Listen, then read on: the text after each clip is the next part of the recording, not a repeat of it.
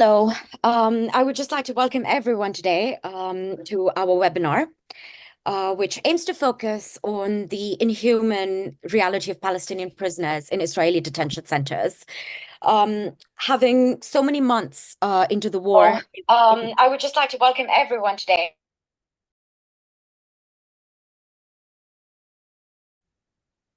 That was definitely a technical error on my end. Sorry, let me start again. I'd love to welcome everyone today. We are joined today by an extraordinary set of panelists who have been working on the issue of Palestine for many years and collectively have probably hundreds of years of experience on the issue. Of course, we would hope to discuss or look into and reflect on some of the horrific testimonies that have come out from freed prisoners. But of course, for any of our speakers, please feel free to address any other topics related to Gaza and Palestine. I'm Insia Raja. I'm going to be a moderator today. Welcome. So I think we're going to start off with Kenneth Roth, who is an attorney, human rights activist, and author, and for almost 3 decades served as the executive director of Human Rights Watch, prior to which he was a federal prosecutor. So if you would like to start us off, please. Okay, thanks very much. It's my pleasure to join you all. I realize that the bulk of today is going to be discussing the treatment of prisoners. I thought I would take a slightly different approach to start it off. And what I wanted to do was to address the refrain that is often heard from supporters of the Israeli government, where they say, well, we may be doing things wrong in Gaza, but we're not as bad as Hamas. Because look at what Hamas did on October 7th. Hamas on October 7th deliberately killed civilians, they've abducted people, and we're not so bad. So I thought it was useful to address that head on. I mean, everybody knows that as a legal matter, war crimes by one side don't justify war crimes by the other. So even, given that what Hamas did on October 7th was blatant war crimes, that doesn't justify Israel ripping up the Geneva Conventions and the laws of war. But I'd like to actually take it in a bit more focused direction and look at, does Israel actually make efforts to spare civilians as it combats Hamas in Gaza? And I think a useful way to look at that is that, Israel would say, oh, we're not deliberately killing civilians. But a key rule to protect civilians is the presumption that they are civilians unless proven otherwise. If somebody's walking down the street in Gaza, they are presumed to be a civilian unless there's clear evidence that they are combatants. And it's useful to kind of look at how that plays out in terms of how Israel has been fighting this war. I think we're all aware that when it comes to civilian structures, that presumption is often thrown out the window. So why else has Israel destroyed all of Gaza's universities? Why is it going after key cultural centers? Why is it attacking big apartment buildings? Often after telling people to leave, but nonetheless just destroying what are seen as prestige targets in effort to sort of exact collective punishment. But it's really worse than that, because if you look at how Israel treats people, not just structures, you see that the required presumption of civilian status is often ignored. And the most obvious case is when so-called kill zones are established, and anybody who walks into a kill zone is shot, whether they're armed or not, whether there's any indication that they're Hamas or not. It is reflected through things like the use of artificial intelligence to target people.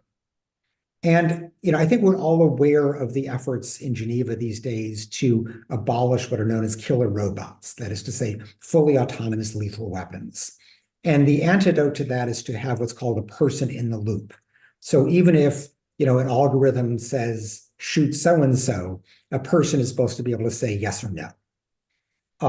Israel has been using algorithms to select targets.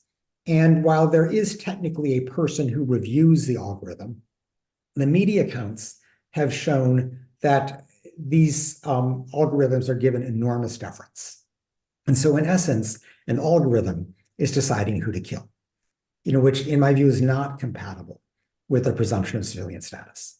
To make it worse, these algorithms are often tracking, even low-level Hamas operatives to their family homes. And they do this because it's easier to find somebody at home. If you're looking for somebody, they often go home at night.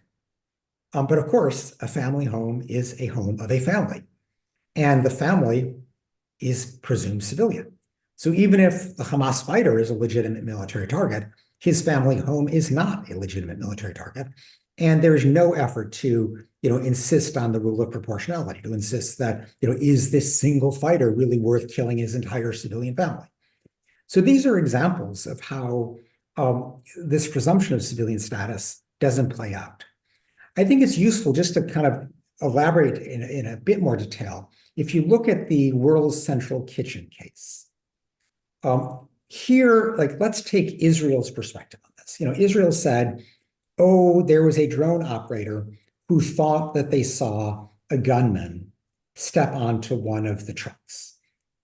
That was supposed to be justification.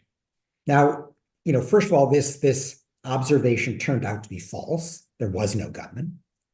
Even if there was a gunman, how does the drone operator know that this is a Hamas fighter as opposed to a security guard? There's a lot of insecurity in Gaza.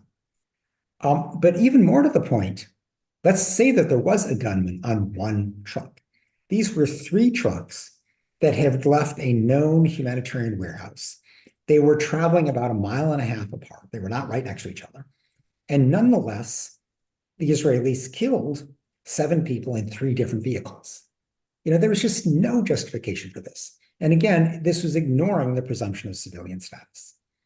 And we see this, over and over. We see it with the rescue of the hostages, where Israel, first of all, chose to do this in the middle of the day, supposedly to surprise Hamas. But the middle of the day is when the market nearby was filled with civilians.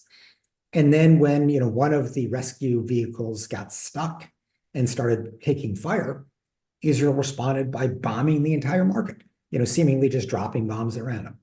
And there are many cases like this that I can get into. I don't have time in my 7 minutes, but I'm doing this really to show that this presumed, better nature of the Israeli military effort. This statement that, oh, we may be making mistakes here and there. We may be starving Palestinian civilians. We may be bombing indiscriminately, but we're better than Hamas. When you start looking at how it actually plays out, both sides are pretty much ignoring the presumed civilian status of people on the other side. So I will stop there. Thank you. Thank you so much. That was really interesting to hear. And of course, just to remind everyone, we will be having a discussion session after all the speakers are done with their introductions, and we really look forward to that. Thank you for starting us off, even though rather on a grim but important note. I would like to invite next to speak to us Mr. Dukran Kapoyan, who is the chief editor of Arabic news at Almond Press News Agency. So,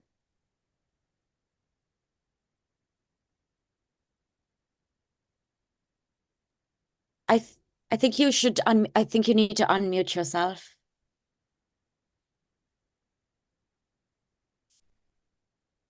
Perfect. Thanks. Yes. Hi. Can you hear me well? Yes. Yes. Hello, everyone. So, talk about the Palestinian prisoners in Israeli jails.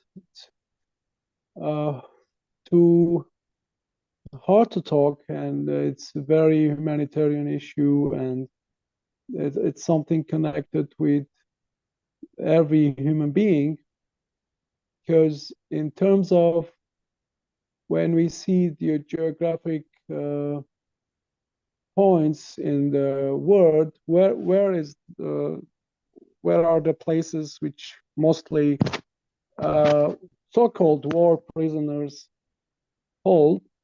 We could see Israel itself. So we as Armenians seeing Azerbaijan as well, because a lot of prisoners of wars are detained there in Baku and and they are facing a lot of injustice. Anyways, but Middle East is a very complicated place, as everybody knows, especially we know Armenians, Arabs, Jews, and all those peoples. But specifically, if you look at the history of Arab-Israeli conflict and ups and downs, and how those two people used to live together for a long time, we could notice that Israel is the powerful side. It's always, from the time of its establishment, Israel was stronger than Arabs collectively, and especially Palestinians. That's why whatever Israelis, Jews, and can you hear me well? Everything, yes. They are doing could be so-called much more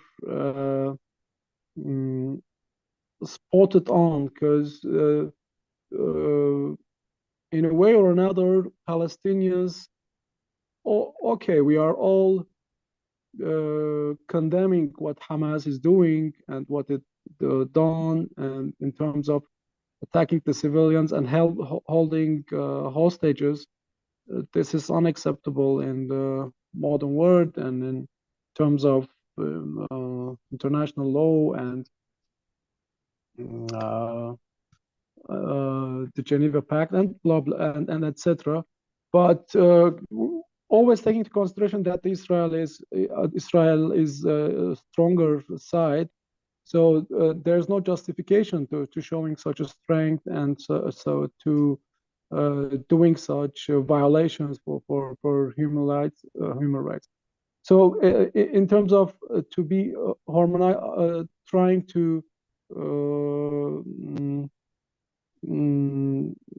settle down or to harmonize between the international human rights and Israeli politics and conducts, it couldn't be matched.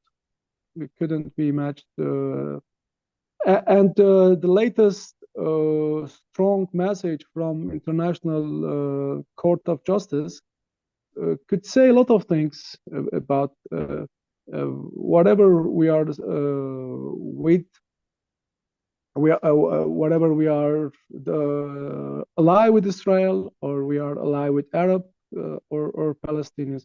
So there are some sort of minimal agreement that Israel crossed the red lines too many times. So that was the point, and then I would like to say that the Universal Declaration of the Human Rights and what we have achieved in 21st century as a big international community must be respected. Whatever we are accusing the West that the West is playing fake role of to be as a protector of the human rights, but there is no alternatives right now. Let's be realistic in this. So not relying on the West as a community of states, but relying on the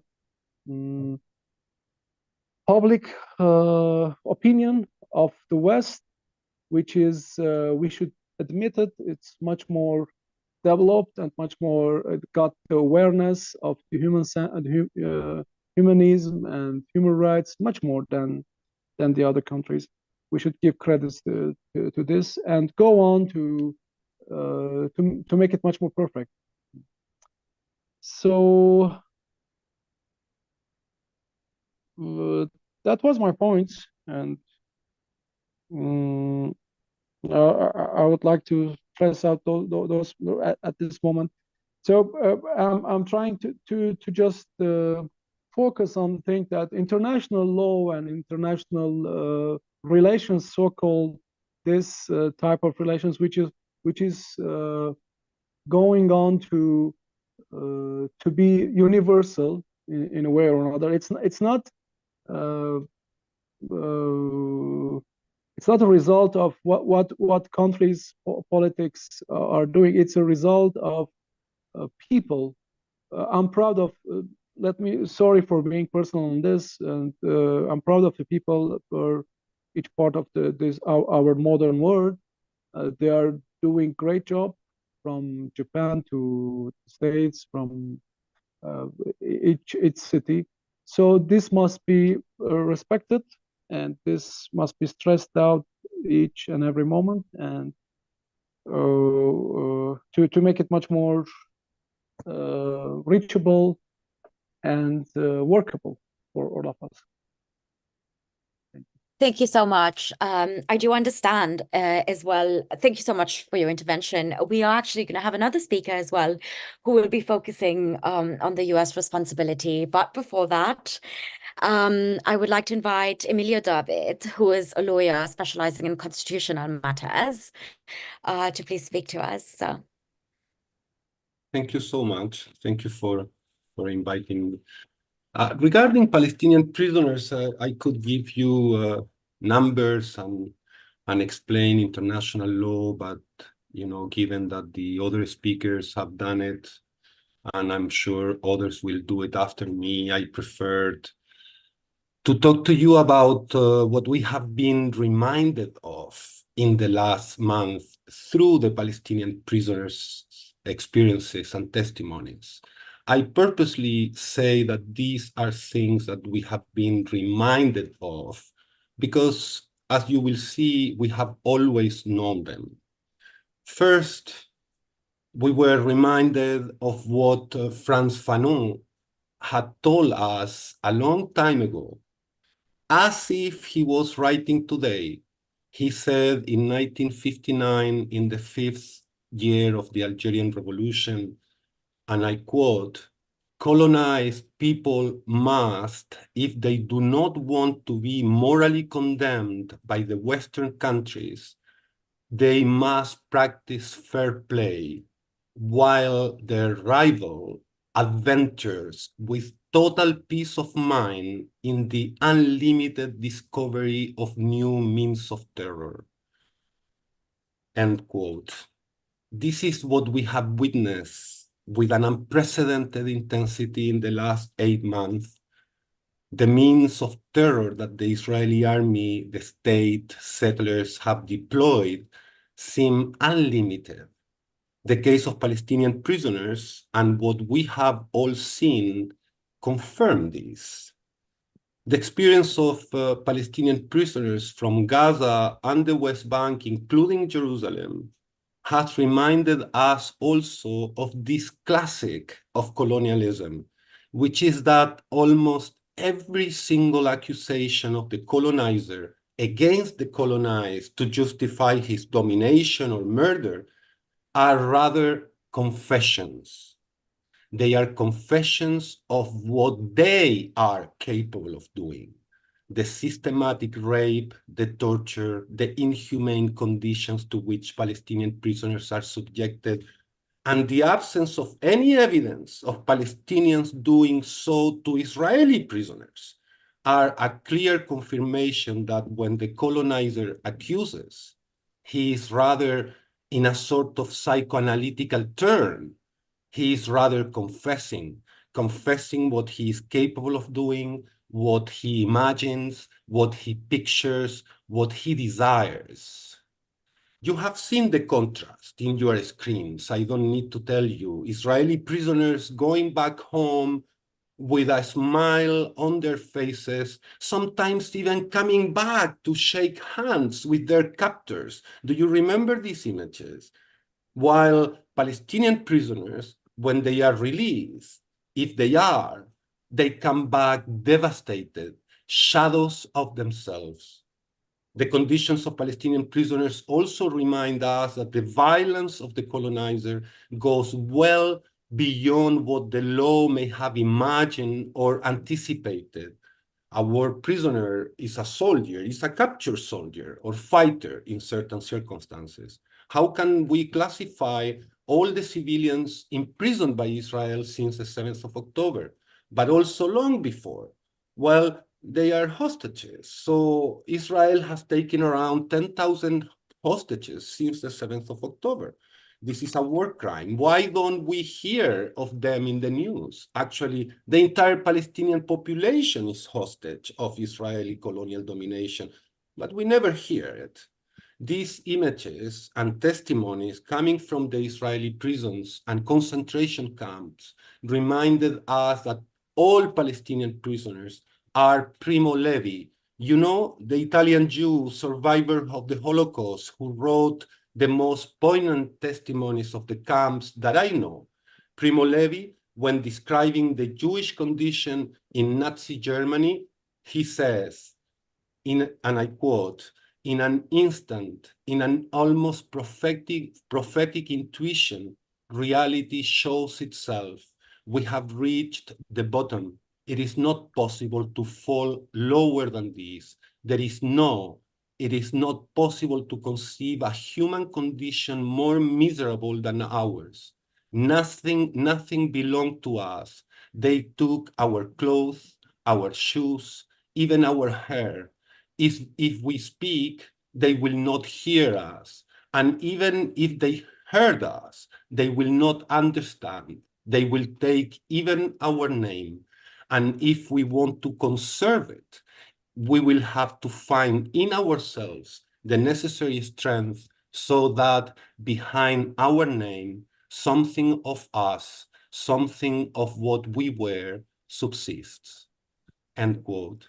Do not mistake, these are urgent questions, not only for the humans injured or demolished by hatred and violence, but for all of us.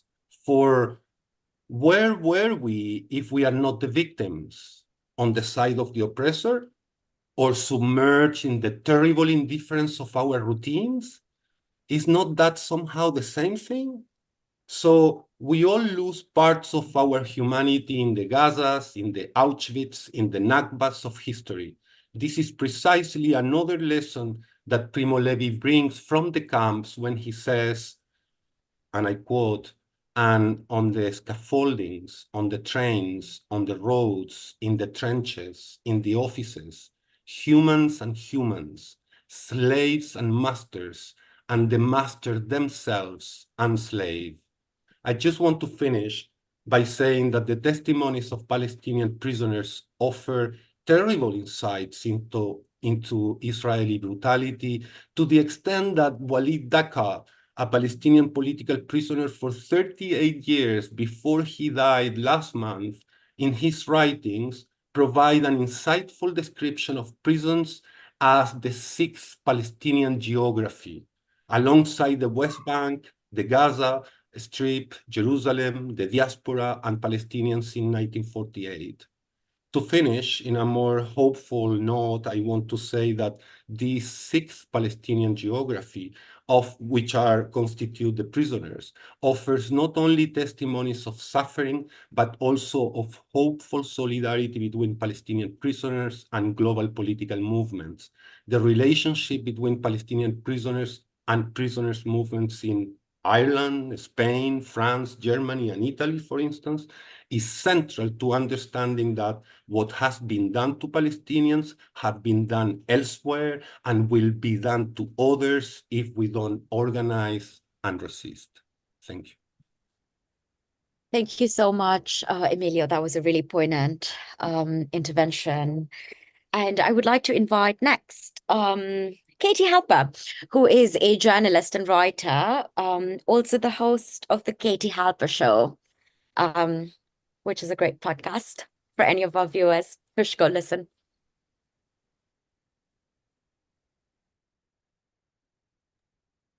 Katie, I think you must unmute yourself. Sorry. Okay, thanks a lot. Apologies, I'm sick, so my voice is sounding a little off. So apologies ahead of time. Thank you so much for inviting me here, and thank you so much to all the speakers. I wanted to talk a little bit about the double standards in the media and politicians' discourse and actions when it comes to the treatment of Palestinian prisoners and Israeli prisoners. And to quote the writer Susan Muaddi Daraj, what clarifying times these are. Everything is known. The old narratives are crumbling. And I think it's definitely true that Israeli politicians have made their genocidal intentions clear, and soldiers have broadcast their sadistic violence on social media. So those things are known, and narratives are crumbling. But what is not as evident and not being broadcast as much is the abuse and torture of Palestinians behind closed doors. And it's instructive to contrast the treatment of Palestinian prisoners and Israeli prisoners. People may remember the story of Mia Leimberg, who was an Israeli hostage released November 28th. And she was released along with her adorable Shih Tzu, Bella. She was able to keep her dog, and the dog was able to survive 50 days in captivity. And you can contrast that with the horrific stories coming out of Gaza this very week of Palestinian captives describing Israel using trained dogs to rape Palestinian captives. And this is not the first time in history that this has been alleged to have happened. It was used in Chile also against female political prisoners under the Pinochet regime, another US ally and international pariah. You can also look at the treatment of Noa Argamani, who was recently released, and an Arab Israeli show host on Israeli TV was fired after she commented, maybe a little bit inelegantly. She commented that Noah's eyebrows look better than mine. Contrast, and she was fired over that. Now you can contrast that to the treatment of nonviolent Palestinian organizer Bassem Tamimi when he was released after 7 months of detention. The Times of Israel wrote that he was, quote, released without charge last night, looking frail, exhausted, and almost unrecognizable. And they described him as emaciated. An Israeli doctor has said that Palestinian prisoners are undergoing routine amputations for handcuff injuries. And yet our political leaders and media ignore, and when I say our, I'm an American citizen, so I'm referring largely to American media, but also Western media in general, ignore the systemic abuse of Palestinian prisoners, as well as these harrowing and certainly newsworthy examples. Instead, the media is focusing on a debunked narrative of Hamas using rape as a systemic weapon of war. We're seeing this again and again. It's being regurgitated, even though it was debunked by several sources. A week ago, a sitting member of Congress, Debbie Wasserman Schultz, actually said on CNN that she had seen graphic images of sexual violence, yet these images do not exist. Israel has not been able to locate a single image, and the UN was unable to find a single image. The Times of London conducted an investigation into this. They even hired a dark web investigator to see if any images had been deleted, and they found nothing. Yet CNN's Dana Bash did not push back on the Congresswoman, and this isn't surprising given Bash's remarkable lack of professionalism reporting on this issue. She, some of you may remember, compared the ceasefire protests on college campuses to Nazi Germany. Another Bash story that I think is worth noting, and I'm just using Bash as an example of what I see as the media that is complicit in Israeli genocide. She, in December, during an interview, she was interviewing Congresswoman Pramila Jayapal, and Congresswoman Jayapal pointed out that 15,000 Palestinians have been killed in Israeli airstrikes, 3/4 of whom are women and children. And Bash, CNN's Bash, responded by saying, and it's horrible, but you don't see Israeli soldiers raping Palestinian women. And this to me is a clear example of using allegations of sexual violence to implicitly justify what Israel is doing to Palestinians. And Bash is also suggesting kind of an asymmetry, suggesting that Israelis have a level of decency and humanity which Palestinians lack. So while the media has been focusing on these debunked stories about mass rape and systemic rape committed by Hamas, they've been almost entirely silent when it comes to allegations of rape and sexual torture of Palestinians.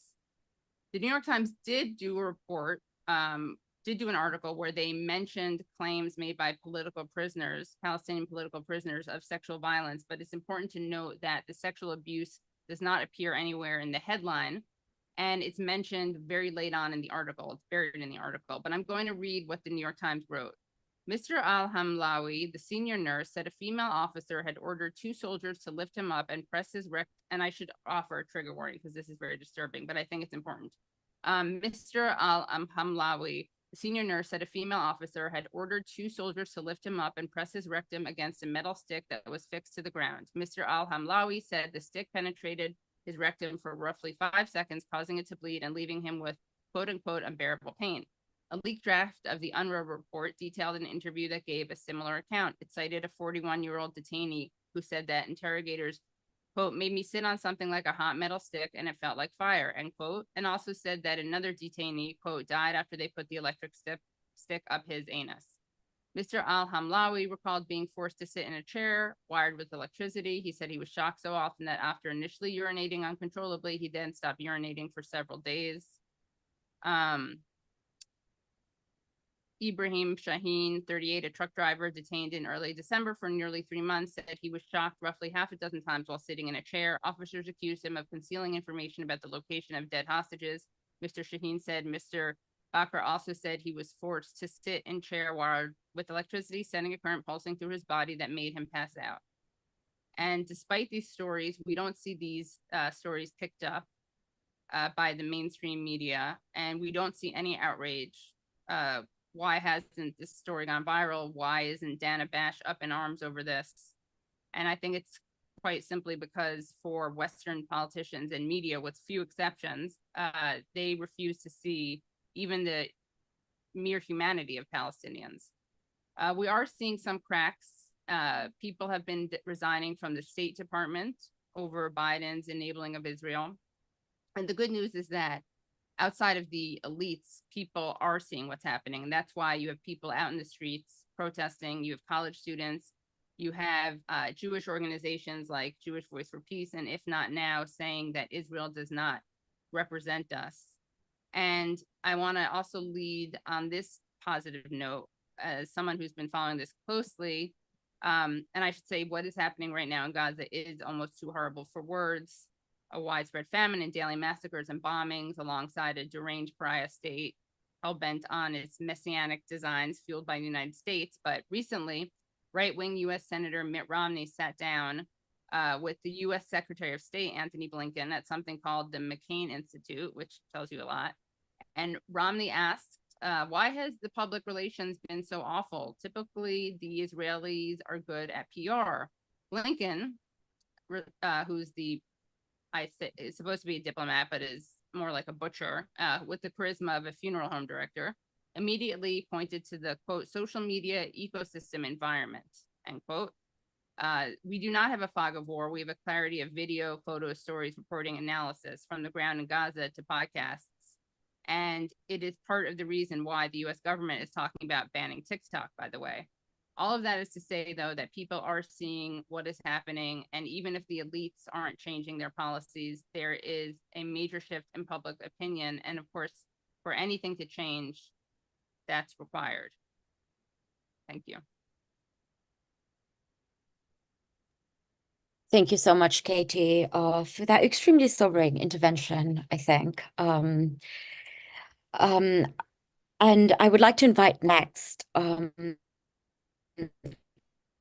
speaker, Sarah Flanders, who is the co-director of the International Action Center. Sarah, if you're with us. Thank you. And it's an honor to join you, to accept this invitation. Everything of this program is a very powerful indictment, and collecting the record is so important today. There is real terror in unlimited amounts that we hear, that we read about, that even is scarring to read about. And in my opinion, it is a conscious effort on the part of the Zionists and of the US in exhibiting this brutality, which has no justification whatsoever anywhere. They are attempting to terrorize the entire population.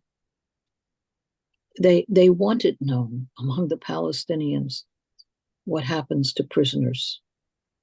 They don't make it a secret. We've seen the images of prisoners bound, of prisoners executed in Gaza in mass, or bodies that are found zip-tied and bound and blindfolded. It's not that there's no shame. It is making an exhibit again and again and attempting to traumatize a whole population.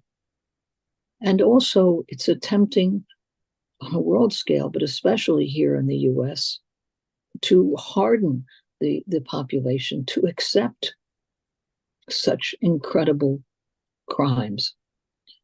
It's saying what they will do. Now, the US corporate media keeps this silent while promoting all kinds of totally false stories that they themselves know are total fraud.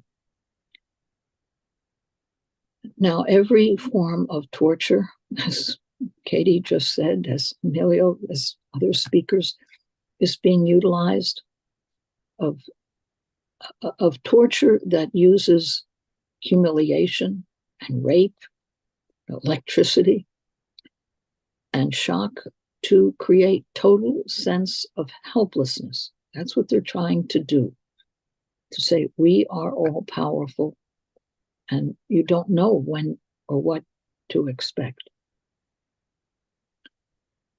Now, this is something, by the way, that not just the Zionists are doing. In both the West Bank and in Gaza, it's something where the US has the greatest expertise. And as we know from the images of Abu Ghraib in Iraq, and who did they call on? Who did they recruit to be the torturers in the prisons in Iraq and in Afghanistan, and in what they called the black sites around the world? Was US prison guards who do this all the time. Maybe not electricity, but they certainly did in Abu Ghraib and in Afghanistan and everywhere that they were able to. But in the US today, the largest prison population in the world, well over 2 million. And the guards are trained in systematic humiliation, in imposing on prisoners a sense of complete humiliation and insecurity. At what moment will there be 24-hour lockdown in baking hot cells without water, without food, all family ties cut off for no reason? And it's done again and again, and it's allowable and acceptable in US prisons here. And they train this around the world. So what we're seeing is a system of such brutality. The weapons that Israel uses today, everyone in the world knows where they come from. And they also need to know where the trainers come from and how this horror has come about. But at the same time, I think we have to give the greatest recognition to the Palestinian resistance, that they have never, ever stooped to this, employed any of these tactics, even though they certainly could. Hostages held now almost 9 months. There are all kinds of things, and all while crimes are being committed against the entire Palestinian people. And yet, the hostages who've been released talk about a cake on a birthday that's presented, an extra serving of food, more than the guards themselves have, the personal things that are done. It's really quite incredible. And it does show a level of humanity that deserves our recognition, our support in every way, because it means that resistance is what is liberating to those who fight, to those who participate in any way. And it means that they are avoiding the absolutely criminal, sinister conduct of the occupation and of those who wholeheartedly support the occupation. So I thank you for today, and let's continue to learn that lesson, that every horror that is committed against the thousands and thousands of Palestinian prisoners, even in the prisons, it's clear when you read any of the prison autobiographies, reminiscences, that the way they combat this is to be supportive of each other, to show utmost levels of solidarity, of binding together and strengthening their own humanity. And this is the way we resist, while at the same time knowing that that resistance, it's life, it's liberation, and it is a new future. So thank you.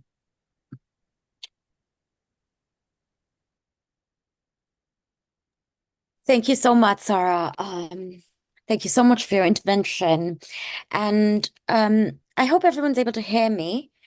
I would like to invite our final speaker joining us today, Rai Jarar from Dawn, who is the Advocacy Director at Dawn, Democracy for Arab World Now.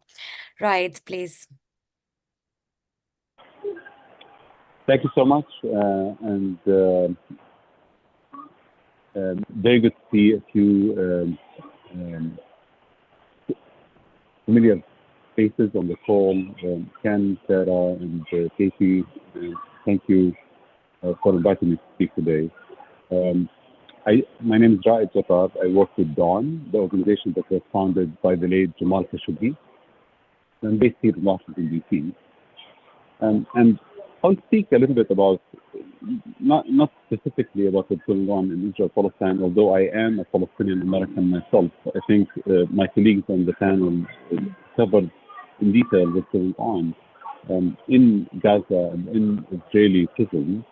But I think the angle that I would like to focus on here is the United States' responsibility for what's going on. We're not audiences watching violations committed by a foreign government. The United States is an active participant in the violations that are happening in Israel. And I say that for a few reasons. One reason is that the United States continues to provide Israel with the aid and political support despite all of these supported violations. And some of the United States aid actually ends up supporting violations against Palestinian prisoners. That's not something that is discussed on a daily basis, but the U.S. provides Israel with billions of dollars of foreign military financing. Israel is the #1 recipient of foreign military financing. And unlike most other countries in the world, Israel gets a chunk of that foreign military financing in the form of cash. It's called the Overshore Procurement Account.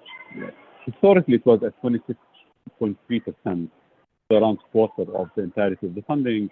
Now it's supposed to taper off to zero by 2028. So we're at around 18% of the entirety of the funding that there's there. So there are a few billion dollars that are given to Israel as cash to subsidize its own weapons, its own operations. And that's why I think any violation, and that is a big statement that I'm making here, but any violation that is committed by the Israeli forces is somehow subsidized by the United States because of the vast nature of our aid to Israel, because of the cash nature of our support to Israel.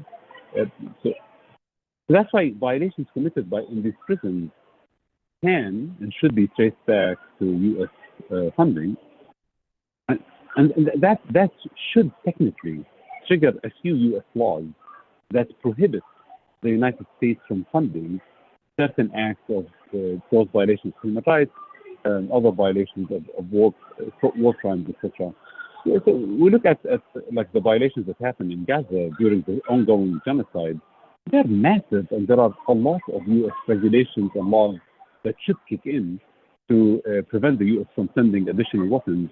These, include laws that apply when we sell weapons to Israel, laws that apply when we give weapons to Israel, and some policies that the administration has had for itself. Like, for example, the Biden administration's own policy on conventional arms transfer prohibits giving any weapons to countries if the weapons would be used in acts of genocide.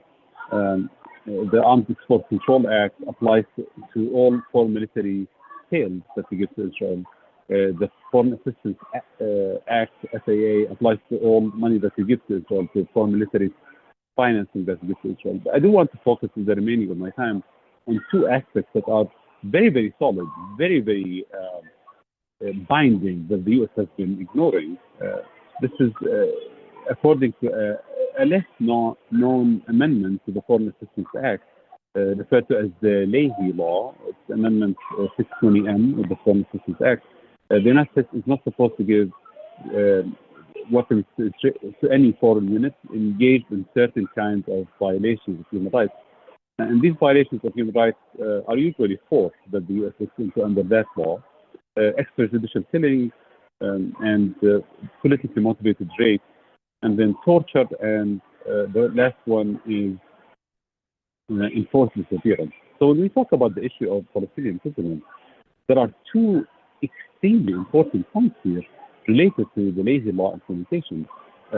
Torture, which, there are alarming reports of torture that have been covered by the New York Times, CNN, and other mainstream outlets. Some of it dwarfs the torture and violations committed by the United States in Guantanamo and Abu Ghraib, other prisons around the world. And there are alarming reports of,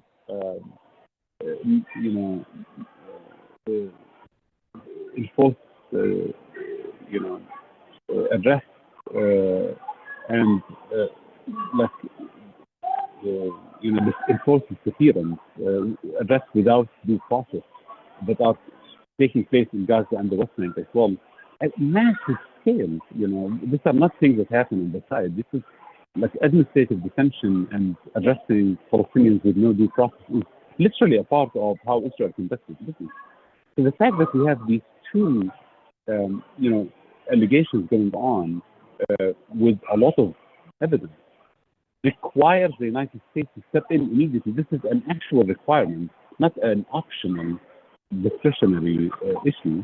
The United States should step in immediately to investigate cases of torture, of enforced disappearance, of extrajudicial killing, and other cases that I mentioned, to make sure that the U.S. Money is not contributing to this. Now, organizations like mine and many others have informed the State Department and the U.S. government overall of these violations for decades. This is not something that started after October 7th. And the United States has never in its history applied Leahy law to Israel. We have not suspended U.S. aid to a single Israeli unit in the history of the U.S. and Israel, which is mind-boggling. Like, imagine the number of violations that have been committed by Israel. Imagine the number of documented violations that have been conveyed to the U.S. State Department. Not a single unit has been suspended in Israel. That's what I want to say today. Like, when we look at the violations by Israel against Palestinian prisoners, they are horrific. There is damning evidence that Israel commits these on a daily basis, but this is not an Israel-only problem. This is an Israel and U.S. problem. The United States is an active participant in every crime that is committed by Israel against the Palestinians. And the United States is violating our own laws to maintain the flow of U.S. funding to Israeli units that have been committing these violations. So while we talk about this, I think, talking about how Israel is bad, etc., is important. But I think bringing it back home here and telling our own government in the U.S. that we have to apply our own laws and stop funding Israel as a whole, or at least at a minimum, stop funding Israeli units involved in these violations is a must. Let me stop here. Thank you so much, Ryan. Thank you so much for your intervention. I would now like to open the floor, of course, before thanking everyone for their brilliant interventions, I would like to open the floor for discussion. If anyone would like to begin.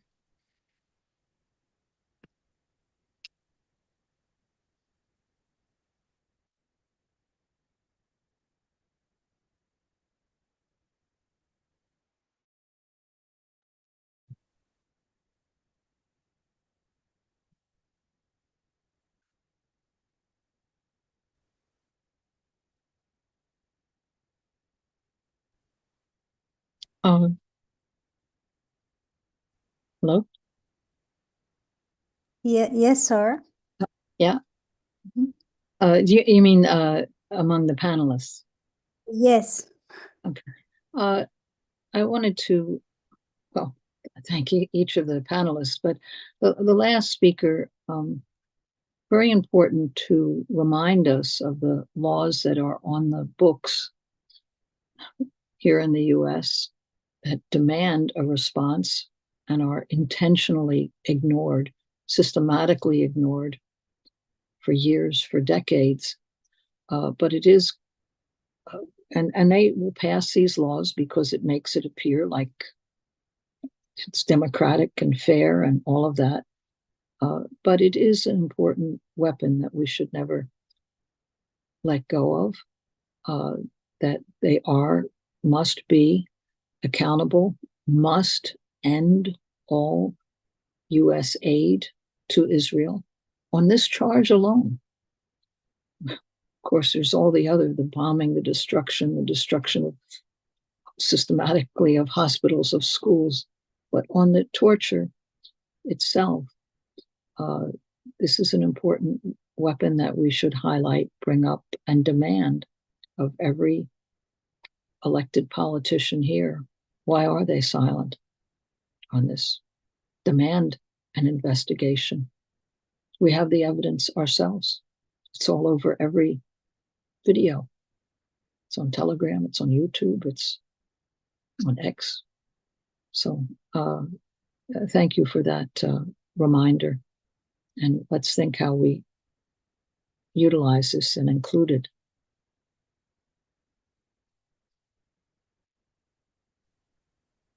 Thank you, Sarah. Thank you very much. I'm not sure. I'm really terribly sorry. I think I had a few Wi-Fi issues, but I hope everyone can see me again. And yes, if I would like to welcome everyone who's still remaining with us. If anyone would like to offer anything to the discussion, otherwise we can move on to the final comments and closing remarks.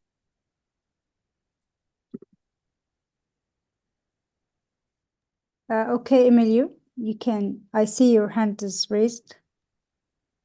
Yeah, thank you. No, I just wanted to say that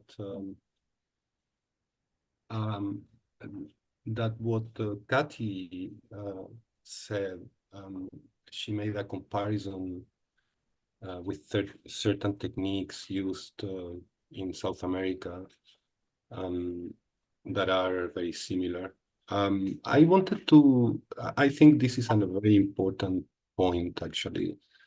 You know, this is not a fight. This is not a Palestinian fight. I mean, everything shows, contemporary politics shows, actually, that the regimes of domination that were imposed on Palestinians and continue being imposed on them, the new techniques and etc., the ruling devices were never meant to rule and to subject only Palestinians. They were meant to be exported. And this is a classic, right? I mean, most of the atrocities that have been thought and conceived have historically been done first in the colonies and then exported to the metropoles, right? And that goes from concentration camps and barbed wire to titles, regime of property, right, that travel from India to Palestine and from the colonies to the metropole. I mean, this is a classic of colonialism, right? And the fact that these regimes were never meant to rule only Palestinians or Chileans, you know, in South America. I'm myself Palestinian, born in Chile, so I know this, and I was subjected. I grew up under dictatorship, right? I was a lawyer, a human rights lawyer under dictatorship and after the dictatorship, and the parallels that you can make are striking, and that shows that effectively these things were never meant to rule only Chileans or Palestinians, but were meant to be exported, and that we see it not only, you know, in the fact that we are surveilled with the same technology, that we are policed with the same techniques, that we are repressed with the same tools and ruled and dominated with the same tools. So the coincidence is not only in the technologies, the tools, and etc., but that parallel is leaving marks in our bodies, actually, that also show this parallel. I mean, while in Palestine during the Grand March of Return, Palestinians were losing legs and arms, Chilean people were losing eyes and hands, and in France they were losing hands, right? And why is that? Well, precisely because of what I'm saying, and the fact that all these police and all these regimes are trained by the same people, right? In the same techniques and etc. So just to remind that this is not a Palestinian fight, and those who feel that they are too far away to care, well, that can be a very dangerous position to take. Because what the world is saying to us today is that genocide is a possible way to deal with political conflict. And that could happen everywhere, right? So thank you, Kathy, for making this parallel that brought these memories to my mind, actually. Thank you so much, Emilio. Yes, Katy, I see you raised your hand, right? Or it was by mistake? Can might if All right, am I on? yes. Okay, yeah, I'm gonna have to run, so I'm gonna just quickly offer my comment because I've got another obligation in a minute. But I did want to make 2 points. I mean, one is the reference to kind of US interrogation techniques. And I do think that sort of sets a low bar. Now, a US law is actually not bad. I mean, if you look at US law, particularly as it was improved in the so-called Detainees Treatment Act, after the Bush administration found all these loopholes that, basically claimed that the Geneva Conventions didn't apply to non-Americans outside the United States, that loophole was then closed. And so it's quite clear that, the techniques used by the CIA in Afghanistan and Guantanamo were torture as well as inhumane treatment. Now, the difficulty, of course, is that, Obama chose not to prosecute the Bush torturers. Trump clearly didn't do it. Biden, during his 4 years, hasn't done it. So we have, a long precedent of inaction in the face of clear criminal treatment of detainees. And that, certainly encourages Israel in its behavior. Now, we do, have a court for these purposes, which is the International Criminal Court. And Karim Khan, to his credit, has started. He started with Netanyahu's and Gallant's starvation strategy, I think because that was really the easiest thing to prove. He doesn't have access to Gaza. He doesn't have access to the detention facilities in Israel. And so he took, the low-hanging fruit, which is he was aware of the obstruction that Israeli troops were imposing on the import of humanitarian aid to Gaza, because that was, readily available. It was witnessable inside northern Sinai, and many of the UN agencies were able to report on the consequences within Gaza. So, that has gone forward. But I would expect Khan to continue. And the continuation is going to be harder because it requires investigation where he doesn't have easy access. But just as I hope he will look at the indiscriminate bombardment, that he'll look at the disproportionate attacks, even on military targets with huge consequences for civilians, I would hope that one of the things he looks at is, Israel's severe mistreatment, its torture of detainees, including, more than 24 who have died in detention, apparently because of mistreatment. So I think we've got to recognize that, even though, Antony Blinken protested when the initial request for arrest warrants came out, saying, oh, the ICC is supposed to defer to national prosecutions, that deference is only in the case of good faith prosecutions. And Israel has no history whatsoever of pursuing senior officials for overseeing war crimes. And, really little, if any, criminal investigation or prosecution of people who have been responsible for the large-scale mistreatment of detainees. So, Karim Khan is what we have. It's not a perfect institution by any means, but at least he's shown himself willing to act with respect to one war crime aspect of Israel conduct in Gaza. And we need to look to the ICC for further charges to address other aspects of Israeli conduct.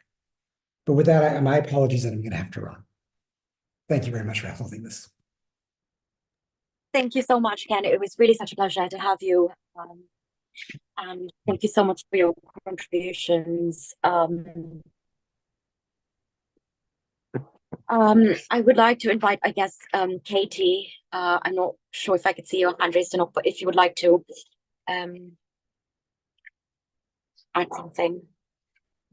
No, I just found all the interventions really helpful and insightful. So thank you. And thank you, Emilio, for sharing your experience in Chile.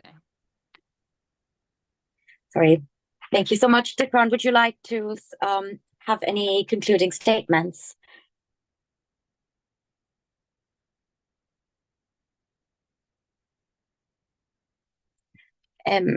We cannot hear you because you're muted. Oh, sorry. Nothing to say much, but a lot of good things said already. But I just want to make a simple wish to be optimistic that we could reach a minimum level of the human rights implementation in the coming years all over the world. Nevertheless, the double, triple standards that we are facing based on the cultures, East, West, or such things, nothing else. But I wish that this moment is reaching step by step. We are seeing it. Thank you so very much. I just want to extend the warmest thanks to all of our panelists who were able to join us today for this discussion. It was personally really useful, as I'm sure all of our viewers would have found it incredibly useful as well. And yes, I would just like to thank everyone for joining us today. Thank you so much. Can you share the contact info with us? Like, not publicly, but if we want to get in touch with the people on the panel? Okay, if you can share your emails on the chat box before we conclude, so we can share the content with you. Yes. Yeah. Okay.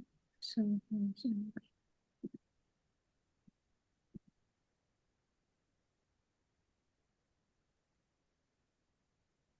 I find the box that right. Chat. Okay.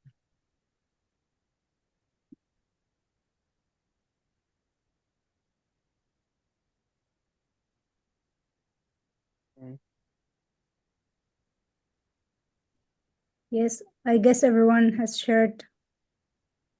Thanks so Thanks a much. lot. Yes, thank you so much. Greetings to everybody. You're most welcome. Thank you, guys. Thank you Have very fun, much. all of you. Nice Be meeting safe. you. Okay, Nice thank meeting you. you. See you in another webinars. Have a Thank good you. day. Bye-bye. Thank you. Bye-bye. Bye-bye.